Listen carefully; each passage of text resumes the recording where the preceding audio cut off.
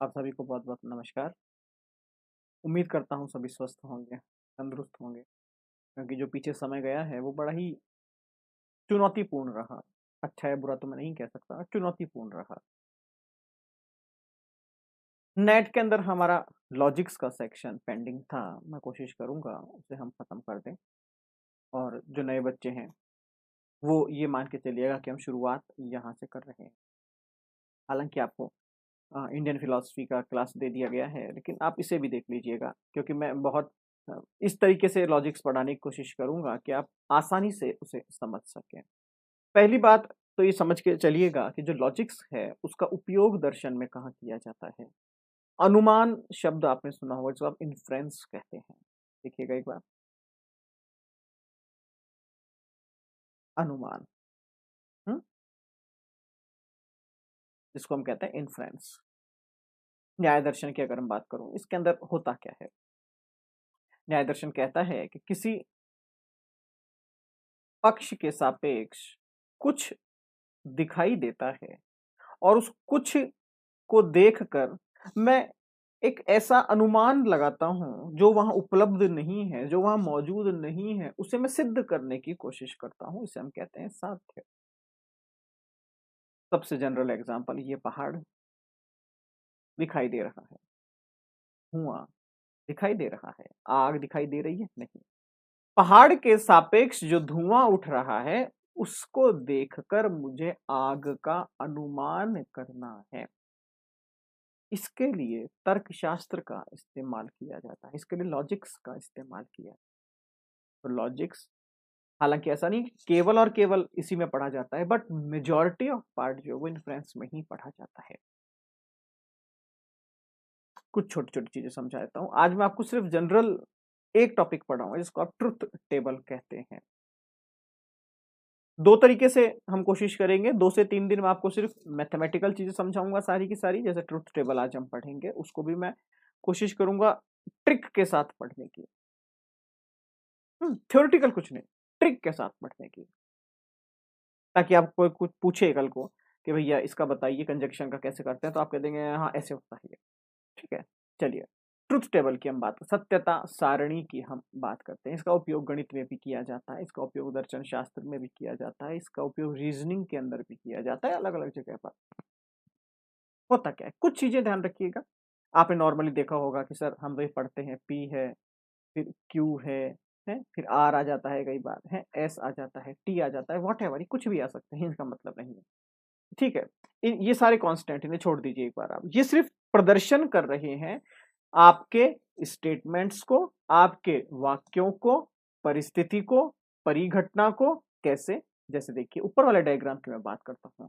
मान लीजिए पी को मैं, ये पक्ष जो है इसको मैंने पी मान लिया, हेतु जो है इसको मैंने क्यू मान लिया, और जो आग है उसको मैंने आर मान लिया। अब मुझे आर को ट्रू साबित करना है कि हाँ वहां पर आग है, और अगर मैं ऐसा नहीं कर पाता हूं तो फिर वो हो जाएगी फॉल्स। यही सिद्ध करते हैं हम ट्रुथ टेबल के माध्यम से, जहां पर हम अलग अलग अलग अलग घटनाओं के द्वारा एक परिणाम प्राप्त करने की कोशिश करते हैं। इसके लिए कुछ चीजें होती हैं, जैसे कि कुछ कंडीशंस होती हैं। मान लीजिए आपकी जो ट्रुथ टेबल है वो एक ही इंटीजर को लेकर बन रही है, या फिर एक ही वाक्य को लेकर बन रही है पी, तो एक की वैल्यू हमेशा यहाँ पर 2 होती है, आप ये ध्यान रखिएगा। 2 वैल्यू होती है और एक ही आपका तत्व है, तो हम बनाएंगे 2 की ट्रुथ टेबल। मतलब पी की जब मैं ट्रुथ टेबल बनाऊंगा तो बनेगी ट्रू, फॉल्स। 2 अलग अलग तत्व, 2 अलग अलग स्टेटमेंट्स वहां पर आएंगे, या तो वो सत्य होगा या फिर वो असत्य होगा, ऑब्वियसली बात है। तो फिर हम 2 की बनाएंगे तो क्या होगा, यहां पर हमने 1 लिखा था, इस बार हम यहां क्या लिख देंगे, 2। तो टेबल बन जाएगी 4 की। मीन्स देखिए ये छोटे छोटे रफ तरीके हैं, इससे आप चीजों को याद रख पाते हैं आसानी से। ठीक है, 4 की बनेगी, इसका मतलब 4 अलग अलग statement, T, T, F, F. कोई घटना किसी परिस्थिति में, किसी कंडीशन में सत्य हो सकती है या असत्य हो सकती है, और दूसरी तरफ टी एफ, टी एफ। ये 4 हो गया, क्योंकि यहाँ पर 4 आया था, तो यहाँ पर 4 प्रकार से मैं इसकी सत्यता जांचूंगा या असत्यता जांचूंगा। अच्छा 3 हो जाए तो क्या किया जाए, P Q और R, यहाँ तो 3 हो गया, सिंपल 2 क्रॉस 2 क्रॉस 2। यहाँ 3 मत कर दीजिएगा आपके सर, यहाँ तो 3 हो गया, नहीं 2 बार, मतलब मैंने क्या कहा था आपको स्टार्टिंग में, एक की वैल्यू जो है या फिर यहाँ पे जो सिंगल है ये 2 है, क्योंकि यहाँ कोई और था नहीं इसलिए मैंने 1 से गुणा कर दिया। अब यहाँ 2 हो गए तो P की भी 2 और Q की भी 2। अब यहाँ 3 हो गए तो 2 2 2, इस तरीके से ये क्रम आगे चलता रहता है।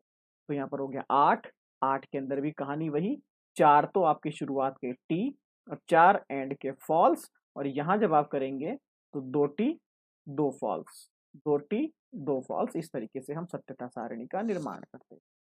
सत्यता सारणी ट्रुथ टेबल के अंदर कुछ रिएक्शंस करवाई जाती है, कुछ संक्रमण करवाए जाते हैं। संक्रमण का मतलब क्या हो गया, जिसका रिप्रेजेंटेशन हम इस तरीके से करते हैं, P डॉट Q,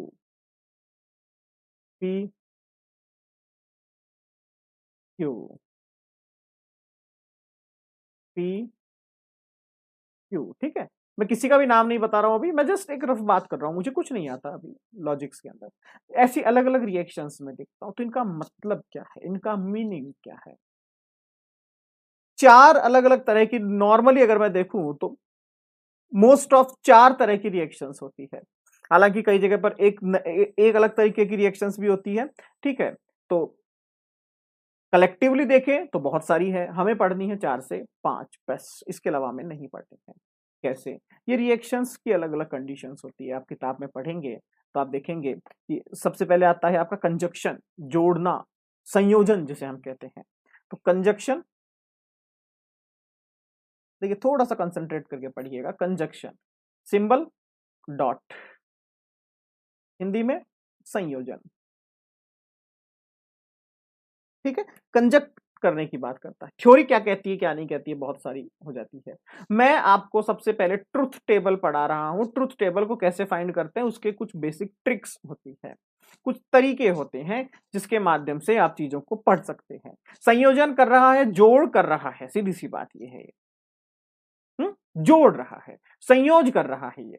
तो इसका ट्रिक क्या है, इसकी एक ही ट्रिक है, उस ट्रिक का इस्तेमाल कीजिएगा, ट्रिक नंबर 1 फॉर कंजक्शन। एक ही ट्रिक है इसकी, सभी की एक एक ट्रिक बताऊंगा मैं आपको। इसकी सिर्फ एक ट्रिक है कि मान लीजिए दो अलग अलग मैंने स्टेटमेंट्स ले लिए, P और Q, PT FF TF TF। अब आपको रिएक्शन चेक करनी है, P कंजक्शन ऑफ Q या conjunction between P and Q क्या होगा। सर ये कैसे याद करेंगे, तो बहुत सारा हो गया, टी टी क्या होता है, टी एफ क्या होता है, एफ टी क्या होता है, एफ एफ क्या होता है। सिंपल ट्रिक है इसकी कि कंजक्शन, या फिर प्रॉपर्टी भी कह सकते हैं इसको आप, लेकिन मैं ट्रिक कहता हूं कि कंजक्शन तभी सत्य होगा जब दोनों वाक्य सत्य हो। कंजक्शन तभी ट्रुथ कहलाएगा, तभी ट्रू कहलाएगा जब बोथ स्टेटमेंट्स आर ट्रू। ऐसी कंडीशन कहां दिख रही है मुझे, अच्छा ये दिख तो रहा है, ये हो गया true and all remaining are false. Simple. चलिए इसको एक छोटा सा एग्जांपल समझते हैं। मैं आपसे पूछता हूं, मैंने आपसे पूछा कि भैया बताइए, ए कंजक्शन बी मैंने लिखा, ए की वैल्यू है टी, बी की वैल्यू है एफ, तो इसका रिजल्ट क्या होगा, क्या ये स्टेटमेंट सही है या गलत है। तुरंत दिमाग में क्लिक होना चाहिए कि भैया कंजक्शन का मतलब है जब दोनों ट्रुथ होंगे तो ही रिजल्ट ट्रुथ होगा, अदरवाइज रिजल्ट फॉल्स हो जाएगा। हम्म। मैं और मेरा दोस्त साथ रहते, मैंने खाना खाया उसने खाना नहीं खाया, जब साथ रहते तो साथ खाएंगे।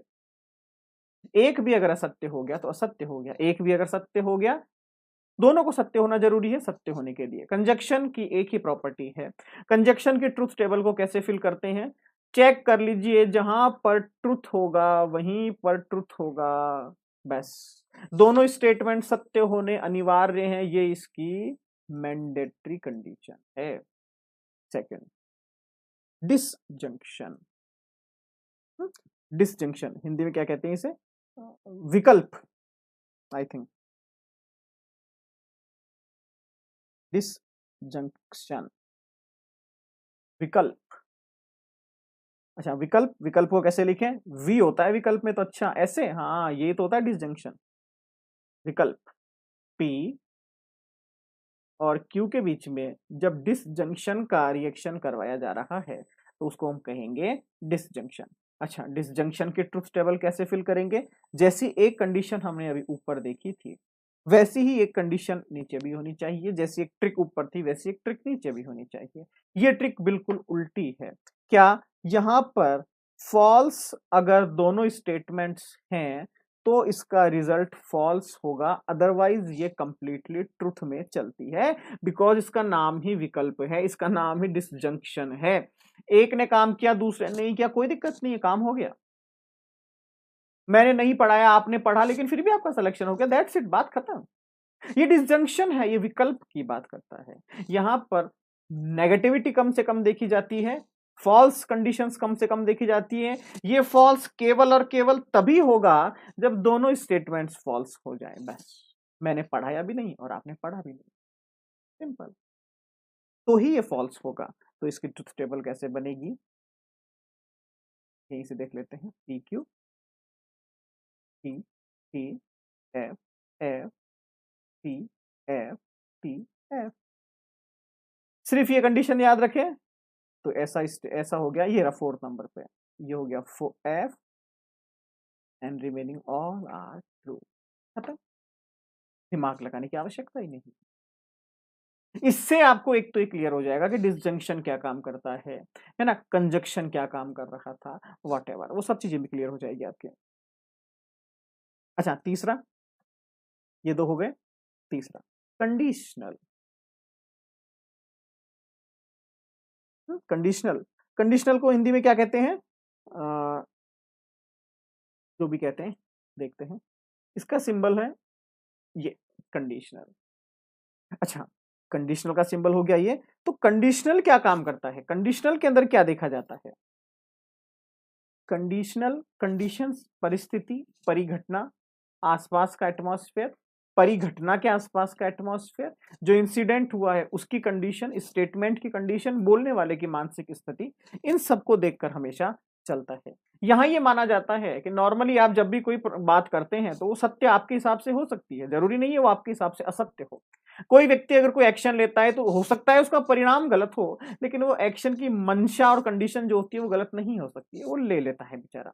तो कंडीशनल के अंदर भी सेम थिंग है। ये भी हमेशा सत्य दिखाई देता है, हमेशा सत्य ही होता है।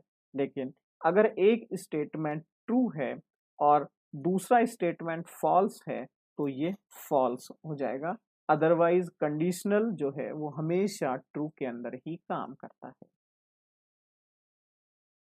फोर्थ बड़ा छोटा सा है, निगेशन, निषेध जिसे हम कहते हैं। निषेध, निषेध का सीधा सा कहानी है, कोई ट्रू दिया हुआ है उसके आगे आप निगेशन लगा देंगे तो वो फॉल्स हो जाएगा। मतलब मैंने कहा पी जो है वो ट्रू है तो निगेशन पी क्या होगा, ये फॉल्स हो जाएगा, सिंपल है निगेशन। जहां निगेशन दिखे वहां उसको मार दीजिएगा, उल्टा कर दीजिएगा, बात। लास्ट फाइनल आता है आपका by conditional. By conditional, by conditional का मतलब हो गया दोनों तरफ से, ए टू बी और बी टू ए दोनों होना चाहिए। तो बाई कंडीशनल क्या हो गया, जैसे हमने कंडीशनल पढ़ा था वैसे बाई कंडीशनल के अंदर क्या हो गया, सिंबल इसका होता है इस तरीके का, तीन लाइनें होती है, एक दो तीन। तो इसमें फिक्स फंडा है आपका, क्या? ये दोनों कंडीशंस की बात करता है, ए टू बी टू ए, मतलब ट्रू, और ट्रू की जब मैं बात करूंगा तो वो ट्रू होगी, सेम एज जब मैं फॉल्स, फॉल्स की बात करूंगा तो भी ये ट्रू होगा। इसका मतलब मैंने खाना बनाया ही नहीं तो आपने खाया ही नहीं, सही है। मैंने खाना बनाया तो आपने खाया, सही है। ये बाई कंडीशनल की बात हो गई, ये दोनों तरफ से बात करता है कि भैया अगर पॉजिटिव है तो दोनों है तो भी सही है, और नेगेटिव है तो दोनों है तो भी सही है। तो ये 5 तरीके से इन्हें देखा जाता है। चलिए कुछ क्वेश्चंस करने की कोशिश करते हैं। कुछ क्वेश्चंस लिखे थे मैंने आपके लिए, चलिए एक सिंपल पहले क्वेश्चन पूछता हूं आपसे, देखिए मान लीजिए, कोशिश कीजिएगा सॉल्व करने की। कुछ समझ में आएगा आपको तो अच्छी बात है। ठीक है। क्वेश्चन आपका ये है कि ए बी ये ट्रू हैं या सत्य हैं, एक्स वाई ये फॉल्स हैं, ये असत्य हैं। तो आपको सिद्ध क्या करना है, आपको चेकआउट करना है निगेशन ए, ये होगा विकल्प एक्स वाई। ठीक है, करने की कोशिश कीजिएगा। एक बार फिर से क्वेश्चन देख लेता हूं, इसका फॉर्मेट किस तरीके से बनेगा। निगेशन ए का मतलब हो गया ट्रू, ये मैंने लगा दिया वापस से, वी जिसको आप वी क्या कहते हैं विकल्प, इसके बाद आ गया एक्स, एक्स की वैल्यू थी एफ डॉट, या फिर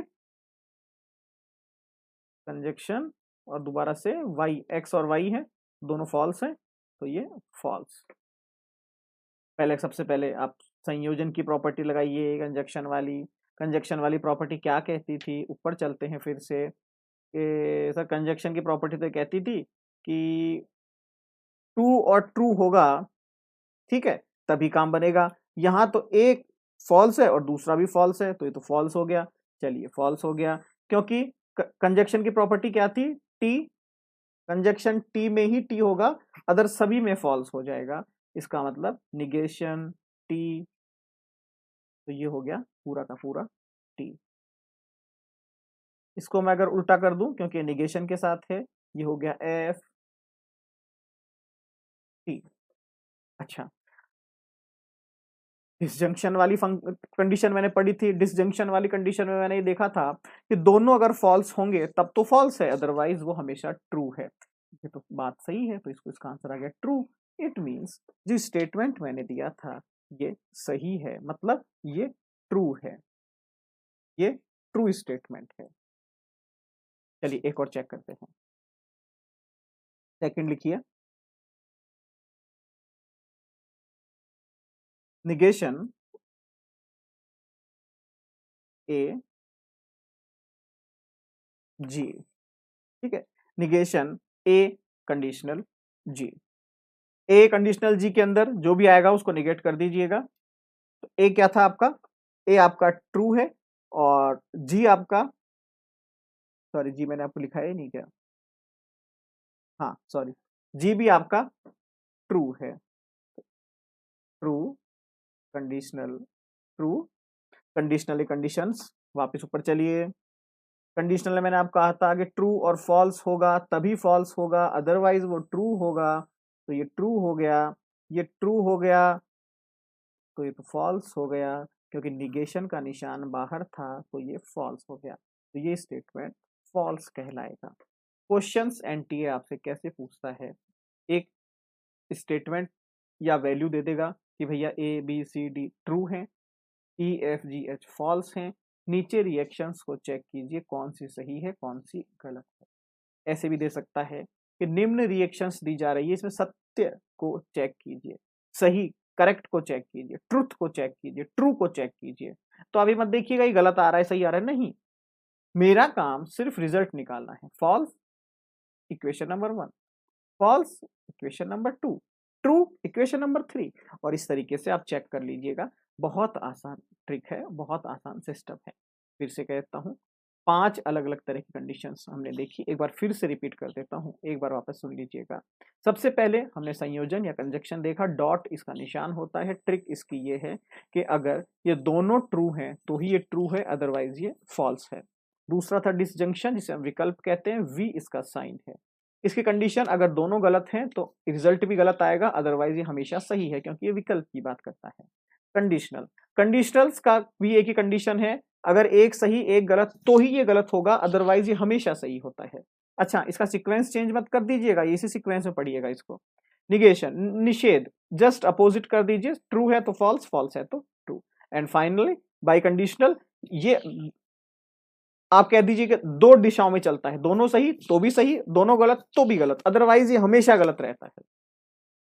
इसकी कंडीशन ही यही है, दोनों सही या दोनों गलत, अदरवाइज ये किसी को भी एक्सेप्ट नहीं करता है। तो ये ट्रुथ टेबल के कुछ बेसिक फॉर्मूलाज मैंने आपको बताए हैं। इसके बाद फायदा क्या होगा, जब हम मॉडस के प्रिंसिपल्स पढ़ेंगे या अलग अलग प्रिंसिपल्स पढ़ेंगे तो आप चीजें समझ जाएंगे कि संक्रमण होता कैसे, रिएक्शंस होती कैसे है। कोई मान लीजिए ऐसी रिएक्शन आ गई, आप कोशिश कीजिएगा प्रीवियस ईयर कुछ क्वेश्चन सॉल्व करने की, हो जाएंगे मेरे हिसाब से। नहीं होते हैं तो कोई बात नहीं, अगली क्लास में हम कर लेंगे। तो ये है, कोशिश करेंगे हम 7-8 दिन में पूरा हो जाए सिलेबस आपका लॉजिक्स का, ताकि आप लोग और कुछ पढ़ सकें। धन्यवाद।